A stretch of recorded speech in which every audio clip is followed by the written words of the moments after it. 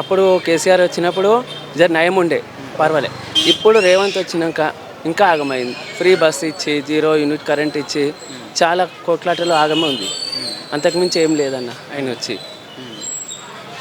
అంత వస్తే బీజేపీ వస్తే మంచిగా ఉంటుంది అనుకుంటున్నాను. సో ఎందుకంటే గతంలో ఏంటంటే ఇక్కడ మొత్తం ఆల్మోస్ట్ ఒక 30 years నుంచి ఎంఐఎం గెలుస్తూ ఉన్నది కదా.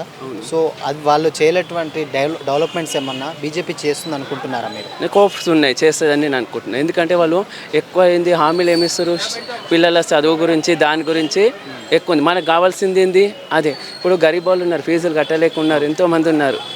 దానికి హెల్ప్ చేస్తుంది నేను అనుకుంటున్నా బీజేపీ. ఇక్కడ కేసీఆర్ కూడా స్మార్ట్ టీవీలు అని గవర్నమెంట్ స్కూళ్ళలో మంచిగా చేస్తాడు. అది కంటిన్యూ అవుతే మంచిగా ఉంటుండే. ఇది వచ్చి ప్రభుత్వం వచ్చి ఏం చేసిందంటే 0 యూనిట్ అన్నాడు, సగం మందికి ఇచ్చాడు, సగం మందికి ఇవ్వలేడు. ఫ్రీ బస్ అన్నాడు, మస్తు మంది తిరుగుతున్నారు కానీ కొట్లాటలు వేస్ట్ అదంతా ఇచ్చి.